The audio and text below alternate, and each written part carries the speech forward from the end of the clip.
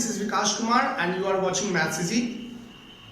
आज हम लोग इलेक्ट्रिसिटी का 5वां लेक्चर को पढ़ने जा रहे हैं। ये पार्ट नंबर 5 होगा। इससे पहले 4 पार्ट्स में हम लोगों ने बेसिक इलेक्ट्रिक्स के बारे में, इलेक्ट्रिकल्स के बारे में जाना, इलेक्ट्रिसिटी के बारे में जाना, जिसमें चार्ज क्या होता है, करंट क्या होती है, उसकी एसआई यूनिट, फिर से उसके बाद हम लोगों ने पोटेंशियल डिफरेंस को पढ़ा, है ना, उसकी एसआई यूनिट को पढ़ा। हम लोगों ने सीरीज कनेक्शन, पैरेलल कनेक्शन के बारे में थोड़ी बहुत जानकारी ली थी। उसके बाद हम लोगों ने ओम्स लॉ को भी पढ़ा, जिसमें ओम्स लॉ पे हम लोगों ने कुछ न्यूमेरिकल्स को भी किया था। आज हम लोग सीरीज कनेक्शन को ही कंटिन्यू करने जा रहे हैं, जिसमें हम लोग प्रॉब्लम्स को सॉल्व करने वाले हैं। जिसमें सीरीज कनेक्शंस के प्रॉब्लम सब आएंगे, उसको हम लोग क्या करेंगे, सॉल्व करने की कोशिश करेंगे। तो ऐसे स्टूडेंट्स जिन्होंने अभी तक मेरे चैनल को सब्सक्राइब नहीं किया है, वीडियो को लाइक नहीं किया है, अपने दोस्तों के साथ वीडियोस को शेयर नहीं कर रहे हैं, कृपया करके वीडियो को शेयर करें, चैनल को लाइक करें। और पिछले जो 4 मैंने लेक्चर सुनाए हैं या फिर दिखाए हैं, मैंने जो पढ़ाया है पिछले 4 पार्ट्स इलेक्ट्रिसिटी के ऊपर, उसको भी जा करके आप पहले वहां से देखें। चलिए शुरू करते हैं आज का हमारा क्वेश्चन 1। तो प्रॉब्लम हमारा 1 कह रहा है कि ये दरअसल एक सर्किट डायग्राम है। सर्किट डायग्राम में 2 रेजिस्टेंस दिए गए हैं और दोनों रेजिस्टेंस क्या है, आपस में सीरीज में है। मैंने आपको ये भी बताया था कि सीरीज कनेक्शन को कैसे पहचानेंगे। मैं इस तरह से पहचानता हूं, या फिर किस तरह से पहचानने का तरीका ये है कि करंट जो है, आई करंट, वो कहीं भी डिवाइड नहीं होगा। करंट का कहीं भी डिवीजन नहीं होने वाला है। करंट जैसे जा रहा है वैसे ही क्या होगा, करंट फ्लो होता चला जाएगा। करंट का कहीं भी इसमें डिवीजन नहीं होने वाला। ऐसे सर्किट्स में जहां पे करंट का कहीं पे डिवीजन नहीं होता है, वैसे सीरीज को ही या फिर वैसे मतलब कनेक्शन को ही हम लोग क्या बोलते हैं, सीरीज कनेक्शन बोलते हैं। ठीक है। और हम लोगों ने कुछ फॉर्मूलाज को भी पढ़ा था। जैसे सबसे पहले हम लोग आर इक्विवेलेंट निकालते हैं। तो आर इक्विवेलेंट क्या होता है, आर इक्विवेलेंट होता है sum of all resistance. Sum of all resistance means यहाँ पे 2 रेजिस्टेंस दिए गए हैं, तो R1 प्लस R2 वो क्या हो जाएगा, R1 है यहाँ पे 6 ओम और R2 है 4 ओम, वो हो जाएगा 10 ओम। मतलब 10 ओम ओवरऑल यहाँ पे रेजिस्टेंस है, R इक्विवेलेंट है, मतलब रेजिस्टेंस इक्विवेलेंट है। हमारे पास वोल्टेज सप्लाई भी है, वो कितना है, 20 वोल्ट का वोल्टेज सप्लाई है। हमें पता करना है कि करंट, इस सर्किट से करंट कितना फ्लो हो रहा है, हमें ये चीज पता करना है। तो बाय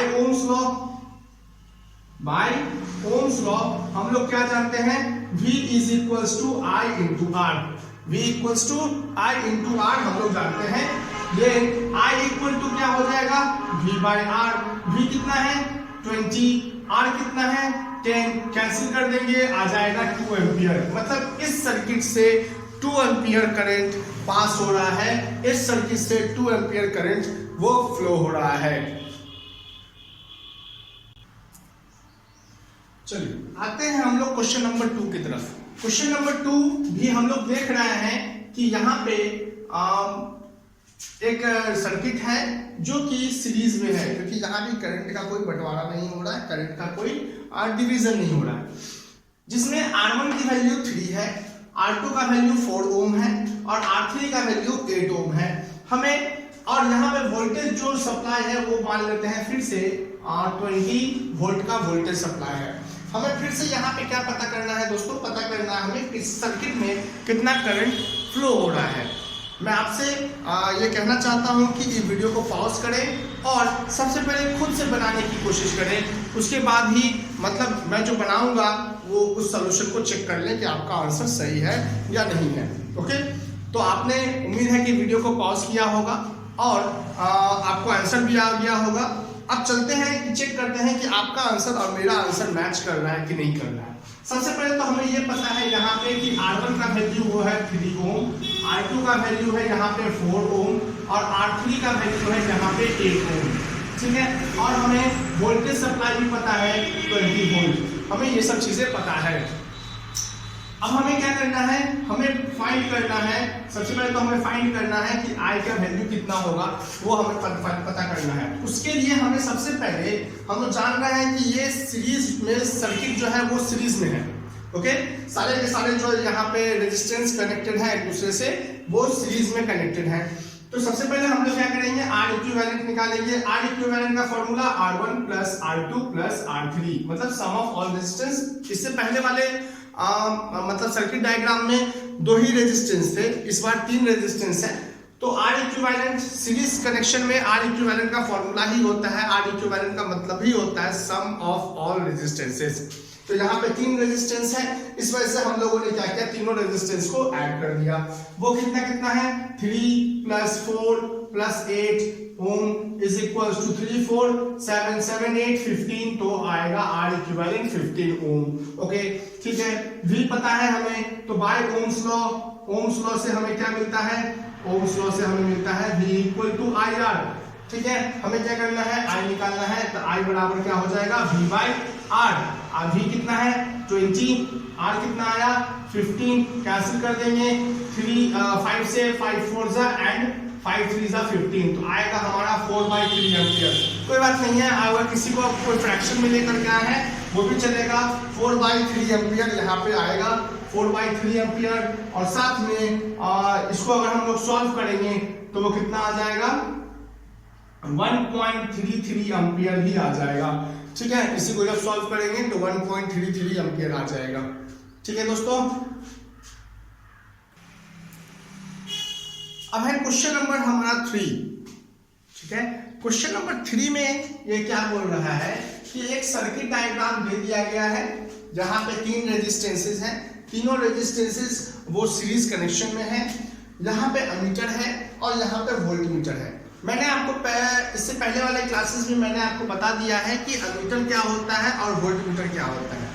मैं फिर से आपको बता देना चाहता हूँ कि अमीटर जो है वो करंट को मापने का एक डिवाइस है और वोल्टमीटर वोल्टेज को मापने का डिवाइस होता है।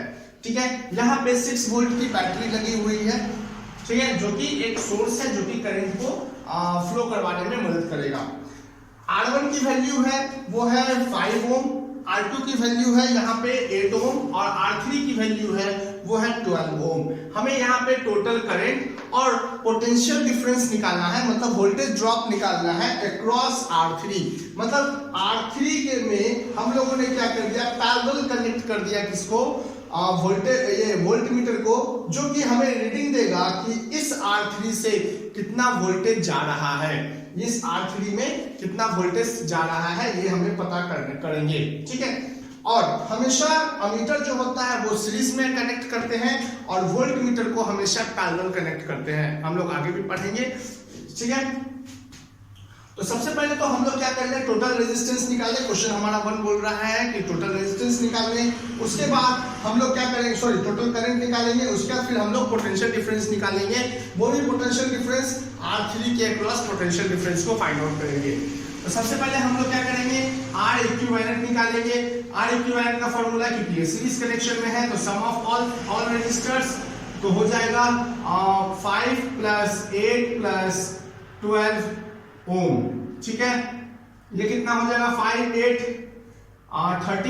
13 और 12 25 ओम हो जाएगा। ठीक है, कोई परेशानी कोई दिक्कत नहीं। ठीक है, अब आगे हम लोग बढ़ते हैं। हमारे पास वोल्टेज पता है हमें, वो है 6 वोल्ट।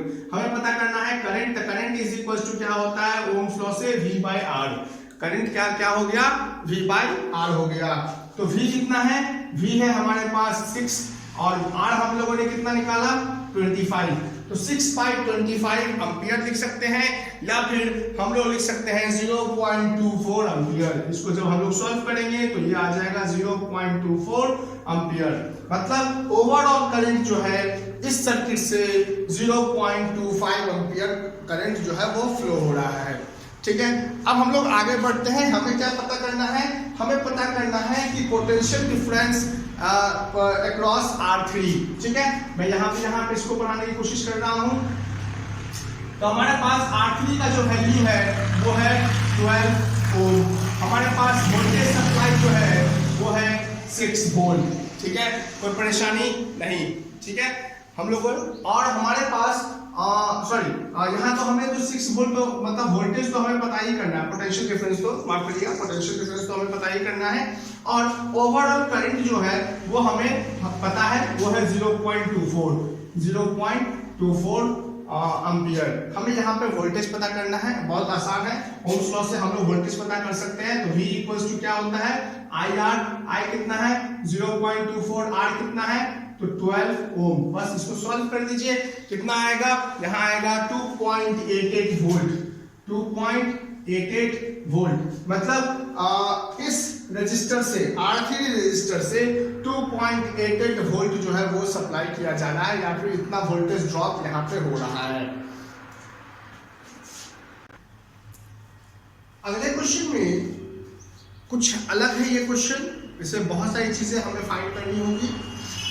इस सर्किट डायग्राम में हमें ये पता है, पहला जो रेजिस्टेंस है R1 वो है 5 ओम का, जहां पे वोल्टेज ड्रॉप जो हो रहा है, जहां पे उसको वोल्टेज जो मिल रही है वो है 10 वोल्ट का वोल्टेज सप्लाई यहाँ पे हो रहा है। सेकेंड जो रेजिस्टेंस है वहां पे R रेजिस्टेंस है, और यहाँ पे 6 ओम का वोल्टेज सप्लाई हो रहा है। ओवरऑल वोल्टेज जो है वो V दिया गया है। हमें क्या क्या चीजें पता करनी है, हमें पता करनी है करंट पता करना है 5 ओम के रेजिस्टेंस से, हमें इस R का जो वैल्यू है वो हमें पता करना है, इस R से कितना करंट पास हो रहा है वो भी हमें पता करना है, और V का वैल्यू ओवरऑल जो वोल्टेज है, वोल्टेज सप्लाई है, इसका भी वैल्यू हमें पता करना है। चलिए पता करते हैं। तो सबसे पहले तो हम लोग ये पता करेंगे, सबसे पहला सवाल है find the current through 5 ohm resistance. 5 ohm resistance से कितना करंट पास होगा ये हमें पता करना है। तो मैं यहाँ पे कोशिश कर रहा हूँ, ठीक है, देखिएगा। तो सबसे पहले तो हम लोग ये देख लें कि हमारे पास 5 ओम के रेजिस्टेंस से वोल्टेज ड्रॉप कितना हो रहा है, तो वो है 10 वोल्ट। यहाँ पे हम लोग लिखेंगे क्वेश्चन नंबर ए के लिए क्या, कि यहाँ पे V का जो वैल्यू है वो है 10 वोल्ट, और रेजिस्टेंस का जो वैल्यू है वो है 5 ओम।